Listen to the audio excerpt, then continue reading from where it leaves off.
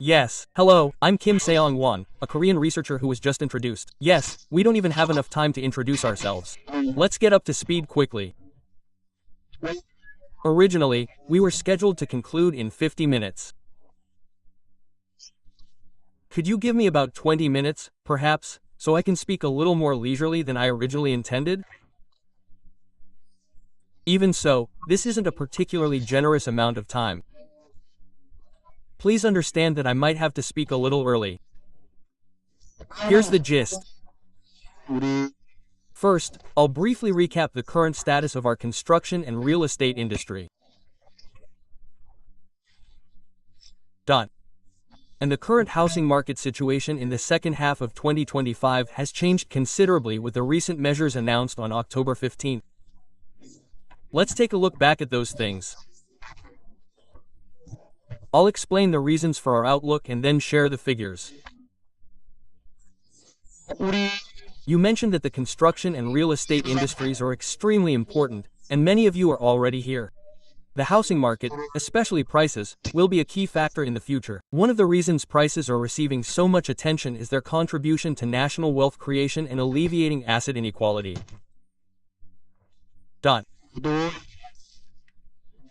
Additionally, as you all understand, enhancing stock price stability, creating jobs, driving economic growth, and strengthening urban careers all have a complex impact on our daily lives. This is why we're forecasting the housing market. As our director explained earlier, the housing sector accounts for a significant portion of the private construction sector, exceeding 80%.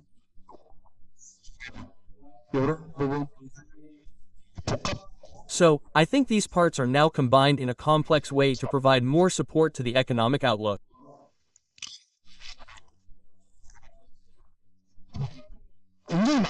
As a result, a lot of people are interested, and a lot of factors are influencing real estate prices. The biggest factor, I think, is the overall economic trend. In addition, as I explained yesterday, the institutional changes on September 7th, June 27th, and October 15th are bound to have a significant impact. You provided a mid to long-term outlook, but in any case, when looking at our population and households as a whole, there are some aspects that are having a greater impact on the demand side of housing demand rather than demand.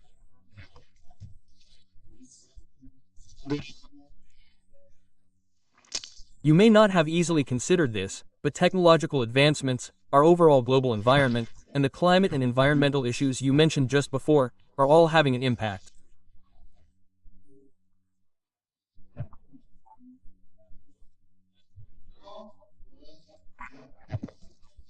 Let me briefly explain the indicators we're looking at to assess price and supply forecasts.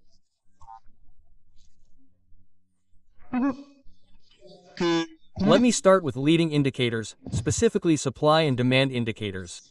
Housing permits are the first step in building a house, and administrative procedures come first. Let's examine each section individually. The private sector is difficult. It's understandable that those currently working in the private sector find this quite challenging. The public sector is now providing some support to address this issue. These aspects are becoming more prominent in 2023, 2024, and 2025. If you look at the graph on the right, the permits and licenses have decreased by 13.7% and 37%, respectively, compared to 2024, based on the cumulative figure for August. While public works projects, which were extremely low last year, have now increased by about 3.5 times. Regardless of the exact figures, the base effect from the previous year has contributed to the significant increase. The private sector is still on a downward trend. Looking at the data by region, I'll break it down by region. This ultimately affects prices. It affects the regional price trends. As you'll hear, the metropolitan area is doing well, but non-metropolitan areas are not doing well. Look at the graph on the right, January to August. You can see that the metropolitan area and non-metropolitan areas decreased in 2025 compared to 2023. If you compare 2024 and 2025, the metropolitan area increased by 9% compared to the previous year, while the non-metropolitan areas decreased by 31.5% and 5%. You can see this. After receiving the permit, the sales proceed, right? If you look at the sales, it's the same. You can see it as an increase in the metropolitan area and a decrease in similar areas.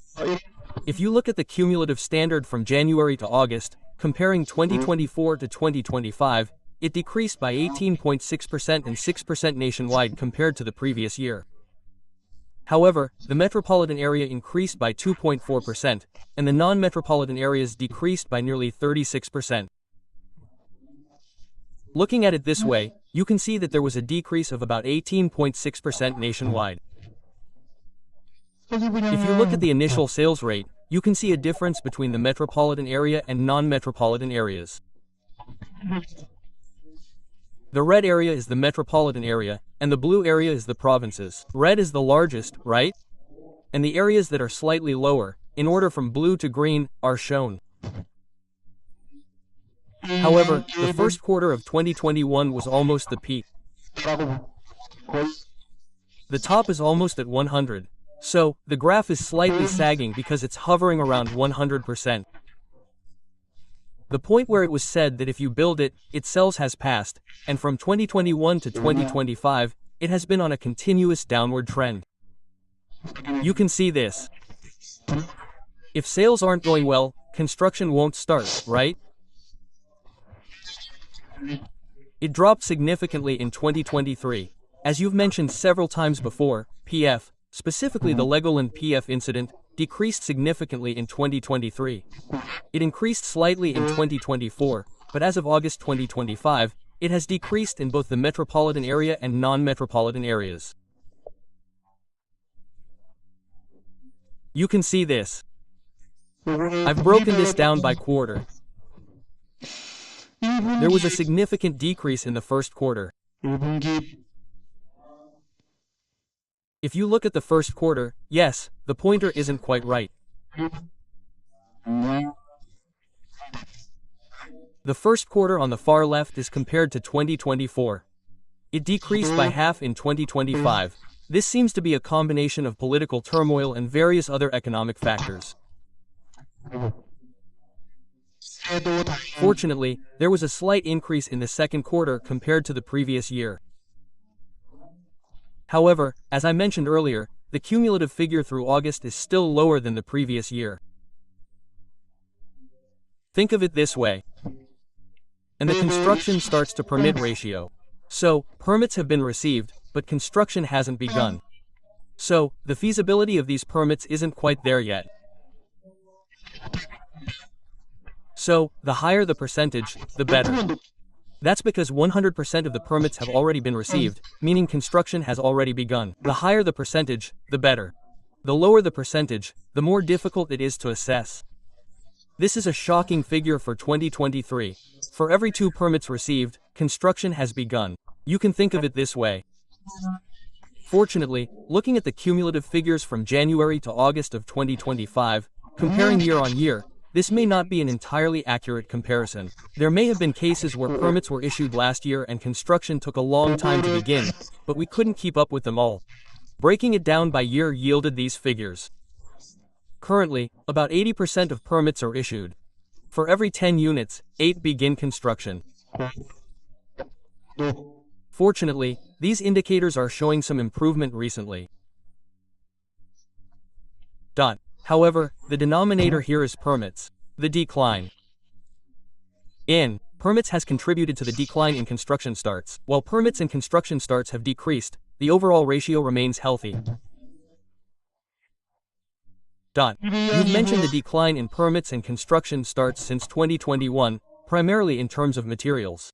It's been extremely difficult, and even now, the gap between construction and completion continues to be difficult.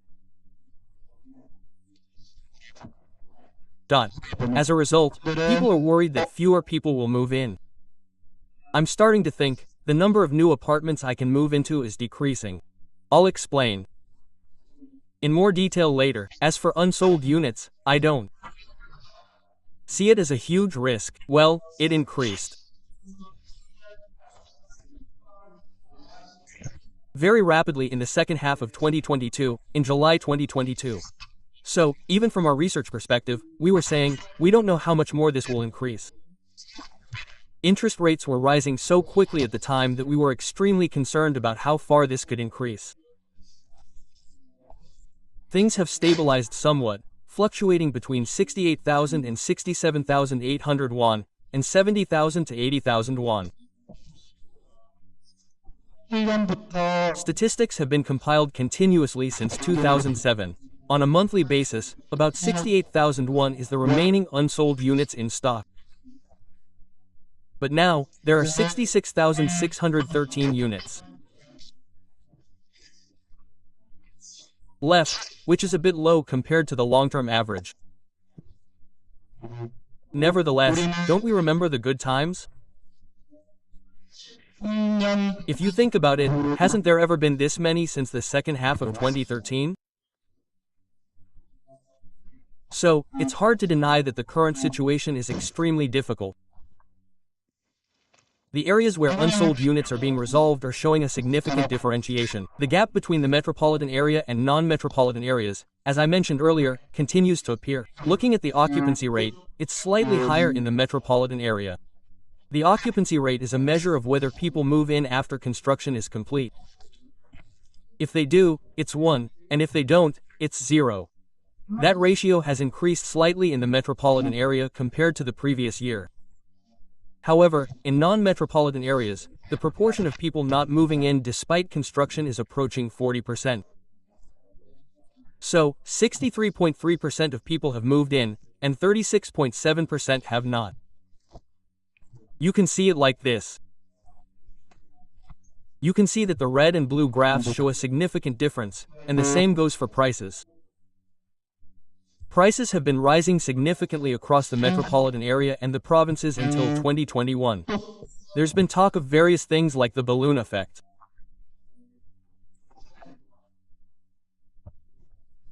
Prices were rising nationwide, but then fell simultaneously in both the metropolitan area and the provinces for 3 years until 2022.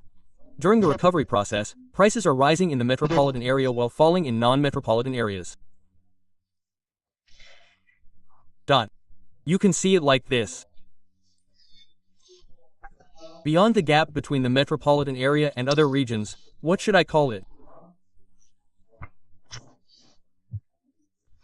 The gap is also widening significantly between regions, and even within regions.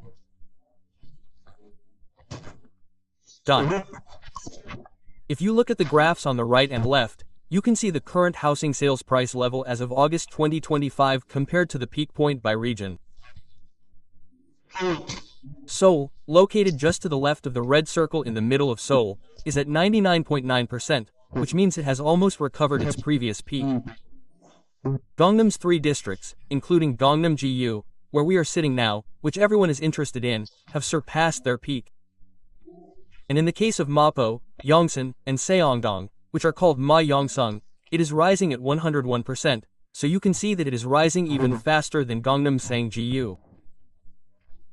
Oh, we included this in the previous data released by KB, but in this data,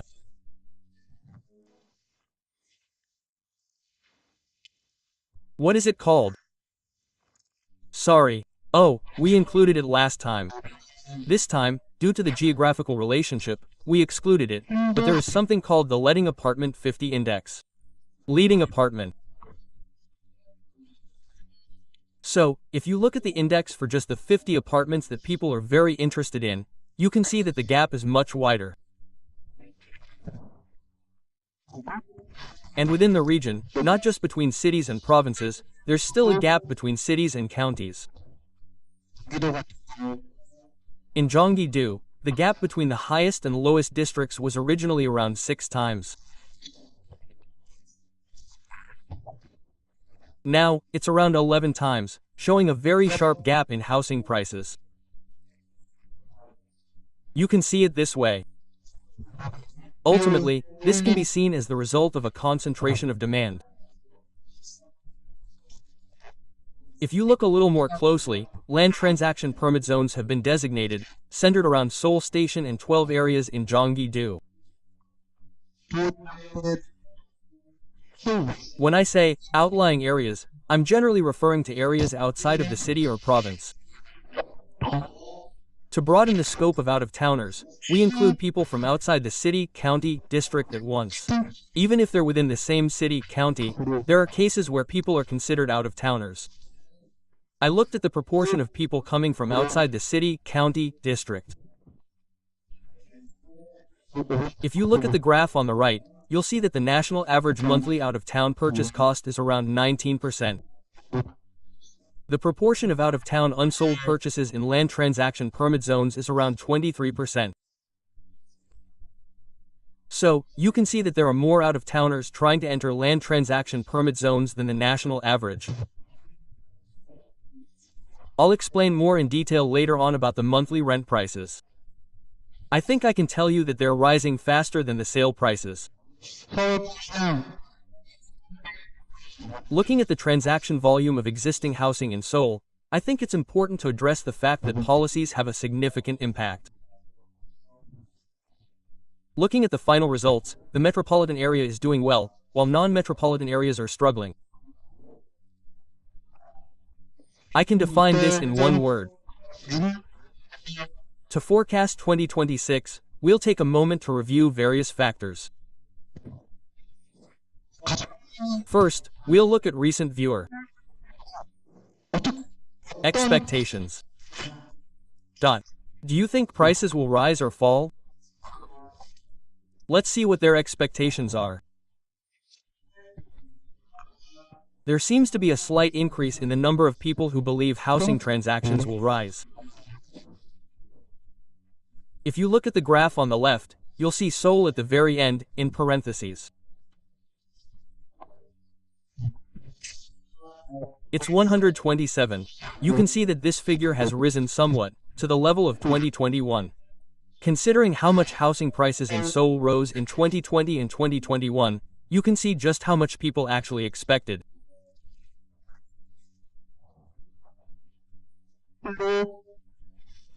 If you compare the difference between the so-called housing price forecast and actual transaction prices, you can see that they're trending similarly. So, how do you break this down into factors that make people think housing prices are likely to rise or fall? I've taken a look at a study conducted by the Bank of Korea, the Index Compilation Organization. According to the data, the previous month's forecast is at the very top. Housing starts, interest rate expectations, industrial activity, and stock prices and exchange rates all seem to have some influence. Among them, aren't there two with our government's logos? In the case of construction starting now, we will expedite construction through measures to expedite the process. This announcement was made, particularly focusing on the public sector. In October, expectations for interest rates and the overall amount of financial liquidity that could flow into the market have been reduced. I think you can understand it this way.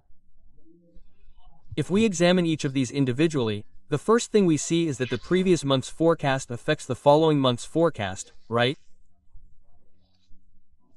Ultimately, people are reluctant to change their own expectations. The more people who believe housing prices will rise, the more they will rise. The more people who believe they will fall, the more they will fall. This could be seen as a self-fulfilling prophecy effect. Let's move on from this, which is a problem for individual market participants. Looking at the supply side, despite the countermeasures, there are concerns about a short-term supply shortage. This isn't in the booklet. This is a policy-related issue, so it might be a bit sensitive, so I'll just jump right in here. You mentioned that you'll start construction on the Princess project, and that you'll maintain and improve efficiency. You mentioned that you'll be implementing various measures to address the arrival of public housing. It's estimated to be around 121,000 to 110,000 won. The actual additional supply is estimated to be around 22,000 won. You also mentioned that you'll increase supply by improving efficiency in maintenance and oil supply. This doesn't look easy. There are some areas that don't seem easy to resolve in the short term, and the only ones that can be resolved in the short term are the two valid urban sites in the middle and the use of the beauty school site. These are the areas that seem somewhat realistic. The areas that seem realistic in the short term, if you combine the two, the additional supply of 22,000 units on top of the 7.5 units will be around 30,000 units. In fact, it didn't quite meet the market's expectations. So, it seems that the September 7th measures had an impact on people purchasing houses.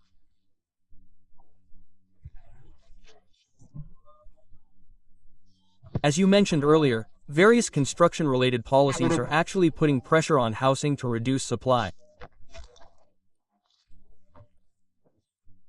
Well, since you mentioned it earlier, let's move on quickly.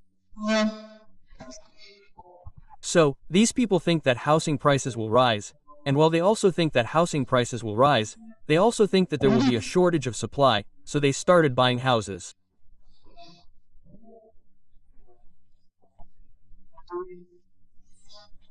Then, if we look at whether these people have enough money, there has been some expansion in purchasing power over the past year or so. However, as of July 2025, it has decreased slightly. It is in the negative direction. So, we can see that these aspects are narrowing a bit. Then, when we look at the price itself, compared to the past, there is a significant gap compared to the long-term price, and there has been a slight positive gap recently. So, expectations are quite high, and those expectations are reflected in prices to some extent. You can see it this way. But conversely, the limit on how much people can borrow has decreased significantly. If you look at the graph on the right, there's something called the Loan Demand Index. The Loan Demand Index is a question the Bank of Korea asks bank officials. Will loans increase next quarter? Will they decrease? Did they increase this quarter? Quote. They say demand decreased significantly in the third and fourth quarters, or is likely to decrease in the fourth quarter. Why? Because of the 627 measures. After that, housing loan demand actually decreased slightly. If you look at the graph's trend of increase and decrease, you can see that the year-on-year increase and decrease in housing mortgage loans actually fluctuated slightly. The situation is changing slightly, with demand decreasing. This means the actual amount of secured loans issued will decrease. This could potentially reduce the liquidity available to the housing market. Furthermore, interest rates are expected to decline significantly in the future, but some changes have recently been observed. There's also a slight increase in support for holding rates. However, we're still seeing declines of 25 to 50 percentage points. This is likely due to the recent relatively strong performance of the Economic Propensity Index. This suggests a slightly better performance than the market consensus. The Bank of Korea originally predicted a 0% rate in its August outlook, but in October, Lee Chong-yong suggested that it might even rise to 1%, or rather, grow.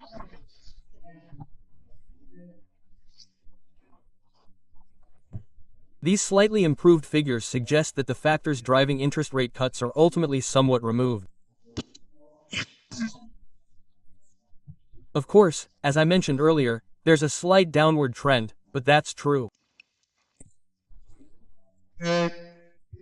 So, the total amount of loans for home purchases will naturally impact housing prices.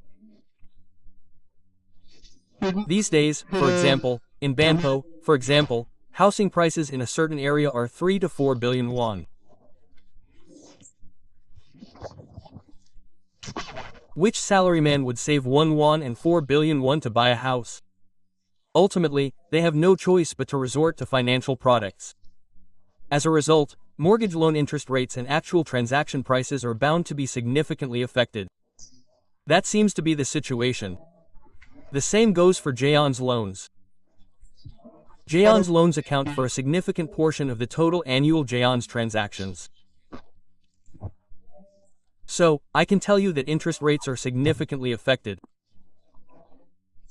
This is a statistical fact showing that J-ons actually affect sales prices. It's too complicated, so I'll skip over it a bit. Also, among rental transactions, monthly rent has become the mainstream. If you look at recent data, monthly rent has risen much faster than sales. And monthly rent is now actually becoming the primary driver of demand.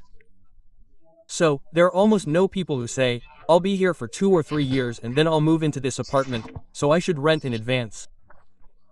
So, ultimately, it's a market where actual demanders are flowing in, and as a result, it's a market with extremely high downward rigidity. So, these structural changes toward monthly rent will ultimately have an effect on J-ons, and then monthly rent, through J-ons, will affect the sale price. I think you can definitely see that. I think everyone knows that there's still demand for existing housing. Yes, I think you can see it that way. Apartment sale prices have changed due to the policy. I'd like to explain each one, but time is passing, so I'll skip over that part. Recently, after 20 years, there has been a significant increase in the trend of synchronization between real estate and various other assets. As you can see in the table on the left, the correlation coefficients for KOSPI, NASDAQ, Bitcoin, and even gold futures prices are quite high. The NASDAQ, for example, is around 0.8. The correlation coefficients for virtual assets like Bitcoin and housing prices are also around 0.7. Isn't this a rally? The KOSPI has surpassed 4,100 and is hovering around 4,200. So, what impact will these factors have on housing prices? Looking at the positive correlation coefficient, isn't this something worth considering? I can tell you that. I've also included some external factors for reference. You can check them out. You can see that there are a few more upward factors. I was going to explain the policy intensity a bit more if I had time. To be brief, the October 19th policy designates the entire Seoul metropolitan area, including 12 areas in Gyeonggi province, as land transaction permit zones.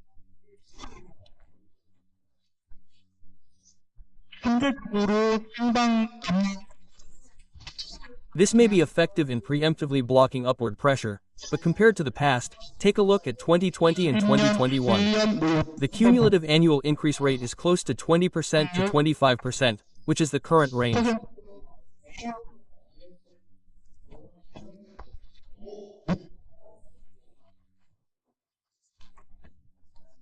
Looking at this, some might say it's a bit excessive. I hope that these areas, such as the scope of the next phase, will be adjusted.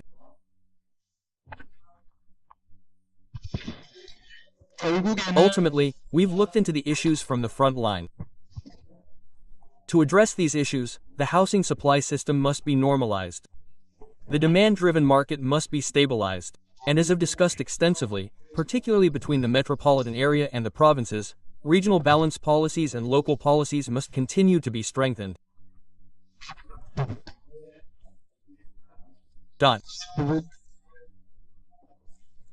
We are continuing to research these areas, and as our researcher, Wanja, mentioned, we will continue to discuss these issues in our research, including the reverse engineering study scheduled for March next year.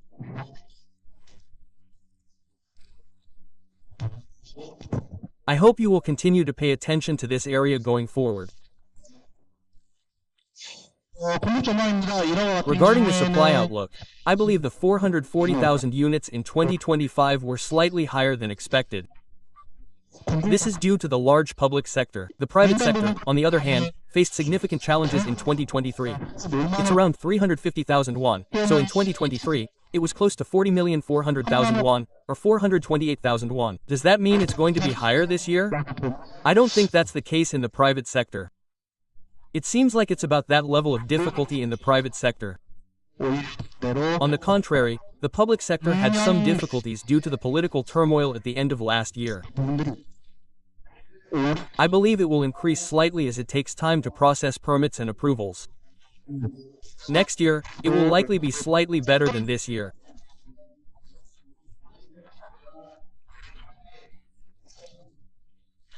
I've outlined my various perspectives, so combining these perspectives with the various perspectives I've previously shared will be helpful. As for sales, yes, it will likely decrease slightly compared to last year. However, in 2026, it's expected to be around 250,000 won. Among these, I believe the biggest factor is still the demand driving effect, centered around the metropolitan area. Therefore, many political projects whose feasibility was uncertain and construction was delayed remain. As I mentioned earlier, there are projects that have received permits but haven't yet begun construction. I'm wondering if these projects will at least begin construction. Also, focusing on the metropolitan area, the land transaction permit zones will be lifted on October 15. Wouldn't these land transaction permit zones ultimately have a positive impact on the new housing market? This is because they allow for the JONs, long-term deposit, to be met upon first move-in. Considering these factors, I think we can expect prices to improve next year compared to this year. Here's the price outlook. Let's talk about the signs a bit differently. The gap between the metropolitan area and the provinces seems rather large. Looking at various factors, that's true. So, nationwide, I was expecting it to be around 0.8%. The metropolitan area is in the 2% range. So, I think the increase will be larger than this year. However, I think the provinces will continue to see a downward trend. The JONs, long-term rental, market is a bit of a problem. In the JONs forecast I mentioned, I've been doing this for 7 or 8 years now, and I've given the highest number. I think it's due to a combination of factors. I mentioned earlier that new occupancy will decline next year. But since the purchase tax has been completely blocked, people are wondering what to do with that money. I think there's a high probability that they'll turn to the JONs market. Then, JONs demand could increase somewhat. And various media outlets are reporting that actual demand, such as actual residential demand, continues to increase. While we can't actually see the financing plan or anything like that, we can't say for sure. Looking at various statistics, especially those published in the media, actual residential demand continues to increase. However, after the land designation, JONs properties have decreased. Furthermore, contract renewal claims continue to circulate, and additional policies have been implemented. These measures are being implemented, such as allowing JONs contracts for up to 9 years. I hope this won't happen. This is a personal, researcher-driven, market-driven expectation. I believe the same thing applies to various factors, including the potential for a significant increase in JONs prices. I'll discuss the factors that are intertwined. Despite my detailed explanations, I overstepped a bit. I apologize. I will conclude my presentation here. This was Kim Seongwon, a researcher at Korea Construction. Thank you.